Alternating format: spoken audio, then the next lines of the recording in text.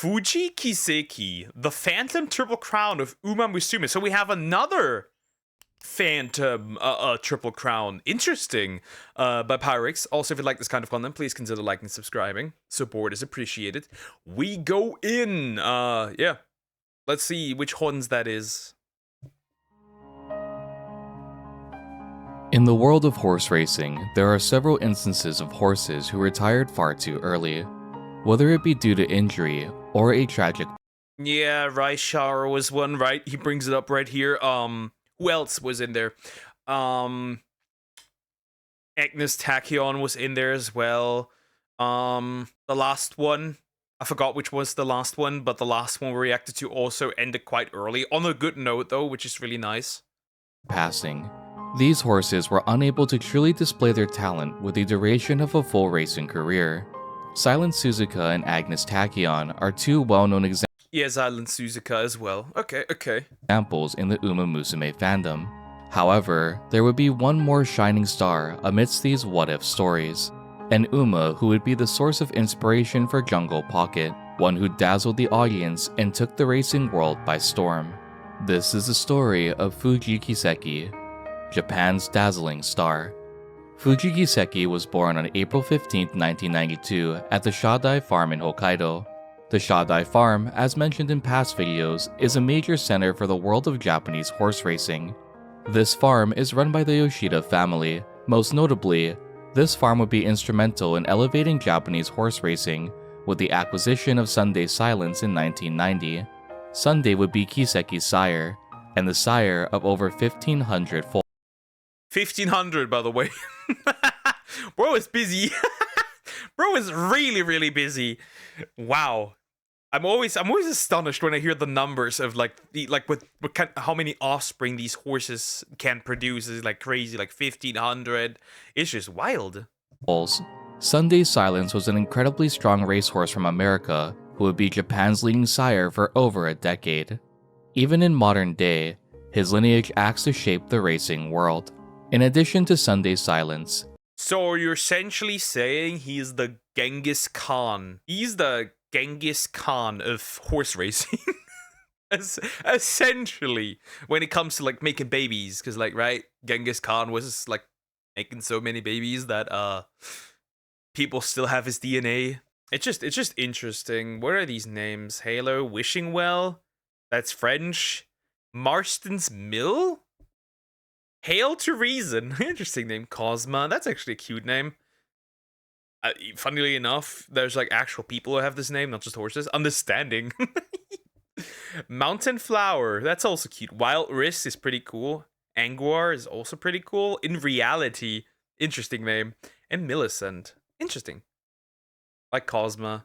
And Mountain Flower. And Wild Risk. Kiseki's dam was Mill Racer, an American mare who had a brief racing history before venturing to Japan as well. In Uma Musume, Fuji Kiseki and Jungle Pocket grow close alongside one another. For Pocket, it's Kiseki's guidance in her darkest hour following Tachyon's retirement, and for Kiseki, it would be aiding Pocket in achieving a dream that she could never reach. This bond, much like many others in the series, are based on real-life events. Both Jungle Pocket and Fuji Kiseki shared a lot of similarities in their racing career. Both horses were owned by Yomoji Saito, being the main two horses at Saito's stable. Yomoji Saito was encouraged to become a. Oh yeah, so I was like, is she the one that just like not a few days ago just dropped? She is. She is one that just recently dropped. I was like, wait a minute, she looks familiar, but she usually also wears a hat, right? In Uma Musume, at least, she wears a hat. Or maybe she just wears the hat in like her animation. A racehorse owner by Zenya Yoshida after approaching Yoshida for advice on land Saito owned in Hokkaido. These words of encouragement would shape the future of Saito's career, officially becoming a registered racehorse owner in 1992. Following the establishment of his title as an owner, Saito would acquire Kiseki directly from the Shadai farm through one of various private sales the estate has.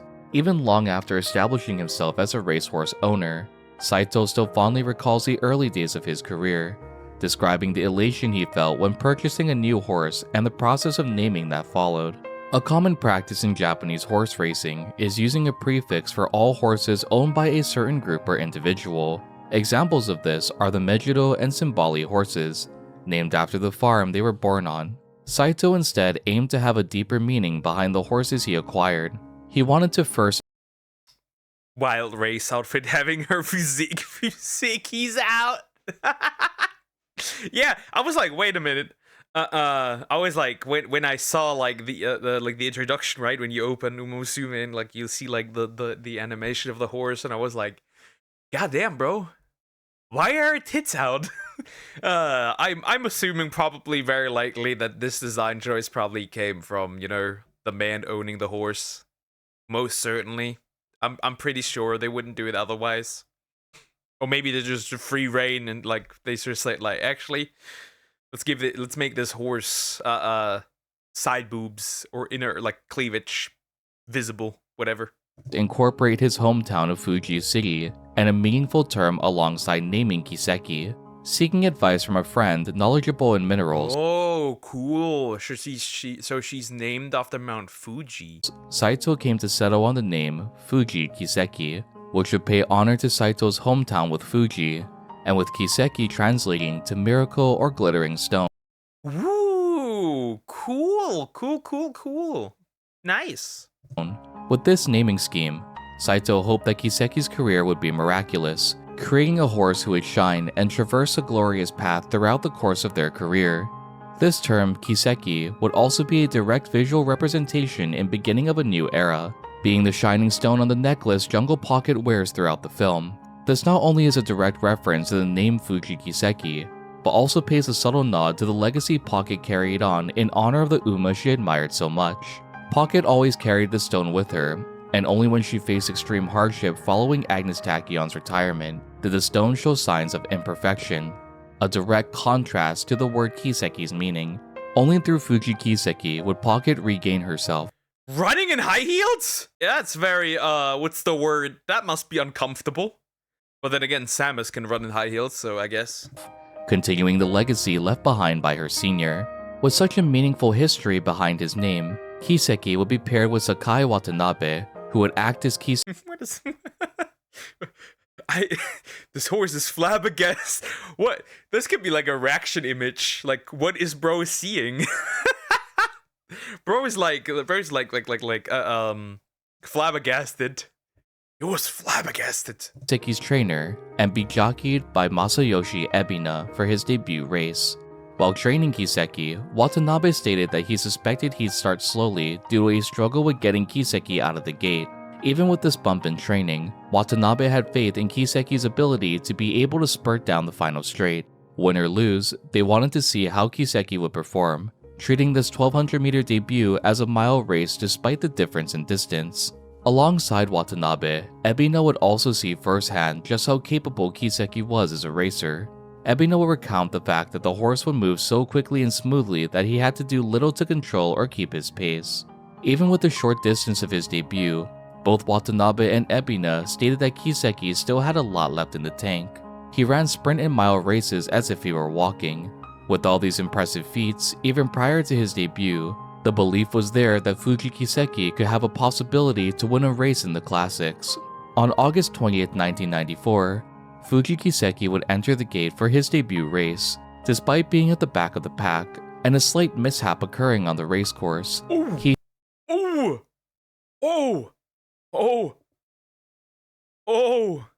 Kiseki would enter the gate for his debut race, despite being at the back of the pack and a slight mishap occurring on the racecourse.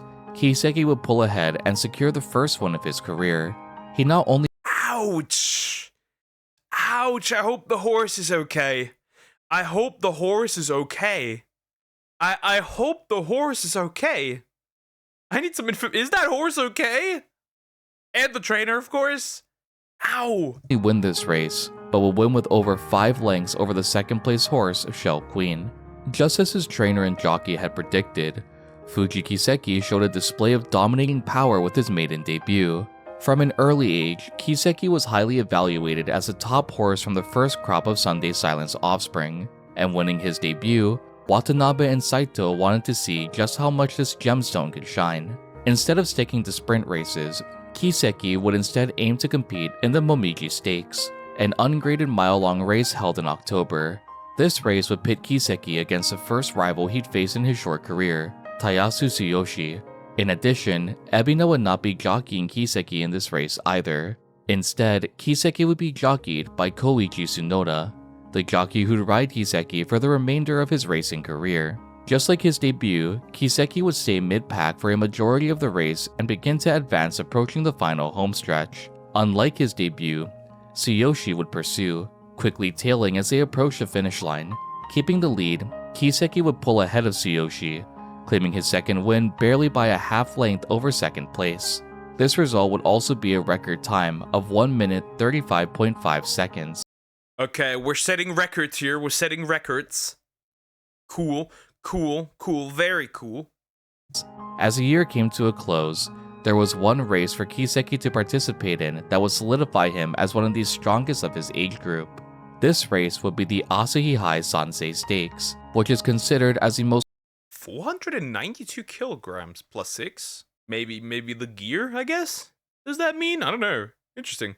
competitive race for 2-year-olds in Japanese horse racing. By aiming to win this race, Fuji Kiseki would prove his strength over other horses of his age bracket.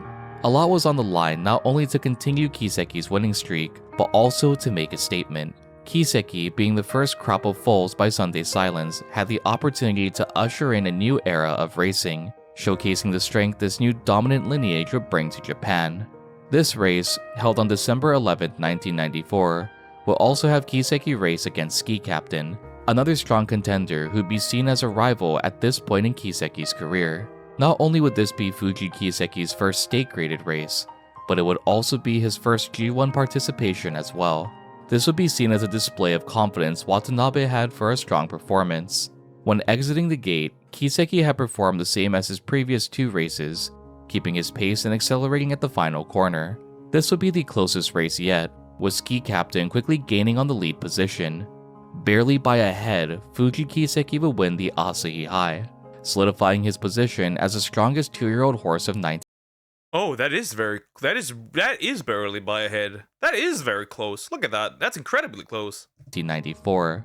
3 starts and 3 first place finishes. Needless to say, the string of victories were already impressive. Fuji Kiseki ended 1994 undefeated, with big plans entering his 3-year-old year to have him participate in the classic races for the Triple Crown. It would come as a shock to no one that at the beginning of the year in 1995, Fuji Kiseki would enter the Yayoi Show. As a quick refresher, the Yayoi Show is widely seen as a precursor race to the Triple Crown series. By this point, Fuji Kiseki had become a star in the racing world, and just like his name, continued to shine on the racecourse.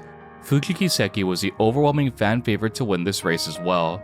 This strong support came from the undefeated history in 1994, and from the highly regarded pedigree of Sunday Silence. Fuji Kiseki would claim a victory by 2.5 lengths over Hokkai Roseo, cementing his status as a strong contender for the classic Triple Crown. This race would show Japan Fuji Kiseki's brilliant performance and clearly be reflected in beginning of a new era. The way the anime displayed the captivated audience and the elegance with Fuji Kiseki's performance, the sheer dominance on the racecourse, the tension and the payoff all seemed to reflect this race perfectly, right down to the emotional reaction of Kiseki's trainer, Tanabe, overwhelmed by Crying. That's cute. That's cute. That's nicely made. That's cute. Did he cry IRL too? I wonder? emotion seeing how far her career had come. Unfortunately, just like many horses we've covered before, the final curtain call would come Uh-oh. Right now, okay? So, injury?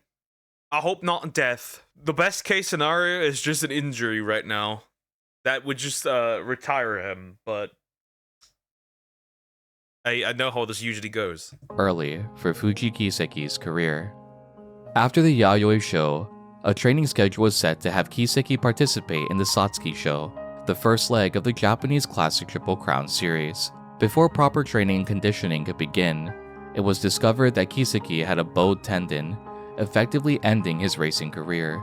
This not only caused man. Well, that is once again, yeah, sure. Phantom Triple Crown. It's an early Phantom Triple Crown, but hey. Yeah, okay, it makes sense. The title makes sense. Yeah, sure, yes. Kiseki to retire early, but once more left a yearning by fans who would never be able to see future races from their favorite horse. Fuji Kiseki was only beginning to enter the prime of his career, with thoroughbred racehorses reaching their peak around their 4-year-old year. The Yayoi show was only a taste of what Kiseki was capable of, and now all the audience could do was wonder what could have been. Even though Fuji Kiseki's career ended abruptly, just like many instances we've seen before, through that retirement, how did they? I'm curious. How did they solve that in Uma Musume? I'm very curious now. How did they solve that? Like, they probably just gave her an injury, or would they give her a what if? Interesting. a new legacy would be created. Witnessing Fuji Kiseki race, Jungle Pocket would be inspired to become an Uma Musume just like her, aiming to amaze her audience with a display as magnificent as the race she witnessed at the start of the film. She doesn't only look up to Kiseki, but Jungle Pocket absolutely adores her. What a face. What a face. Goofy. Despite her rough and blunt exterior, when around her senior, Pocket's competitive nature melts away, most notably with her tail wagging uncontrollably when she's around Kiseki. In Uma Musume, Fuji Kiseki considers the classic Triple Crown as her ultimate. That is crazy work. That is okay, bros. That is crazy work. Yeah. Okay. My man. That is okay. I like her though. I like the outfit. Aside like from like the boobs out. That's crazy work. Like the white strand of hair here, obviously, to the real one, right? The green is interesting, right? I don't know what that thing's called. English, I forgot what it's called. Fuck, doesn't matter. She has like a bell thingy? I don't even know what to say. It's crazy. That's an insane design, bro. Why are no. Never mind. Stage. Her eccentric personality and motifs of stage performances are inspired by her mother, who was a stage actress and she has very interesting gloves, right? Very interesting. Like, obviously they go to the wrist, but then like the inner part is like empty. Really interesting. the world of Uma Musume. Just like her mother, she aims to captivate the audience with a dazzling Ooh, she has a little gem up there too. Cute. display of power while racing. Kiseki also is described as a natural-born leader, and always does her best to care for her fellow Umas who she affectionately refers to as her darling ponies. In Uma Musume Pretty Derby, Fuji Kiseki's unique skill is called Lights of Vaudeville, only acting to heighten her yearning for this ultimate stage, and her ability to dazzle the audience with an amazing performance. When Kiseki retired due to injury, her trainer, Tanabe, would also retire from his training duties alongside her. It is only at the request of his beloved Uma that he comes out of retirement to personally train Jungle Pocket. In beginning of a new era, Tanabe and Fuji Kiseki have an incredibly strong bond, and are regularly seen together throughout the course of the film. Both act to aid Pocket and encourage her, even during her moments of hardship. This, as mentioned earlier, is a direct reflection of real-life events. Trainer Tanabe is modeled after Sakai Watanabe, who had trained both Jungle Pocket and Fuji Kiseki. Makes sense, right? Makes sense that he would be modeled after the actual person, right? That makes sense. Really interesting. Really interesting. To Watanabe, he saw training Pocket as a clear successor to a career that Kiseki could never continue, acknowledging the legacy that could be formed with Pocket's career. This is heavily symbolized in the movie with Jungle Pocket's victory at the Tokyo Yushun, a race which Fuji Kiseki failed to participate in, and subsequently failed to claim a victory for her beloved trainer. Even though we eventually see Kiseki train to enter future races, this unfortunately would be another instance of a happy ending to her career in Uma Musume. That line in the film, Yeah, obviously, that makes sense. I was already expecting that they would give her an alternative route. Right, I'm expecting that. Makes sense. of being a far cry of what she once was, hit so much harder after you realize just how promising her career could have been. In retirement, Fuji Kiseki became a breeding stallion, having a total of 1,876 foals. Never mind, that is not the Genghis Khan of... That is the Genghis Khan of horses. What the fuck? God damn it. That's a lot of babies out there. 1.8k? Mm-hmm. Bro was busy. In his breeding career, Kiseki would be an extremely successful sire in both Japan and Australia. Fuji Kiseki would travel between Australia, the land down under. Japan and Australia to ensure that a constant flow of mares could be bred alongside him. This only acted to keep the influence of Sunday silence alive. Some notable names sired from Fuji Kiseki include Kinshasa no Kiseki, who won multiple G1 races, Isla Bonita, who would be named Japan's best 3-year-old colt in 2014 after winning the Satsuki Show, and Kane Hikili, a successful dirt horse who would win the Japan Cup Dirt twice in 2005 and 2008. Fuji Kiseki would live out the remainder of his life until December 28, 2015, where he died at the age of 23 from a cervical spine injury. Okay, 23, that's still pretty solid. That's still a pretty solid age, not bad. By this point, Kiseki had been relocated back to the Shadai farm in 2011. He may have not been able to compete in the classic Triple Crown, but Kiseki still left his mark on the racing world. He'd been the first G1 winner sired by Sunday Silence, and just like his sire, had ushered in countless new foals with an incredibly successful breeding career. A racehorse who showed immense strength and speed, captivating an audience with a dazzling display of potential and dominance, personified in Uma Musume as a kind and helpful Uma with one simple goal: to perform on the ultimate stage and make her mark on the racing world. One who, just like her name, shined. Now that I thought about it towards the end, has there ever been an instance where the trainer has also been the jockey? Or, like, are these, like, exclusive? Like, you cannot be a jockey and also a trainer, but you can also not be a trainer and, like, interesting. I just, like, thought about this. Like, do they cancel each other? Like, if you're a jockey, you cannot be a trainer? Interesting. Brighter and brighter with each victory, and even with a career crushed by injury, will lead to inspire a new generation of Umas to come. Did you enjoy this video, and who should I cover next?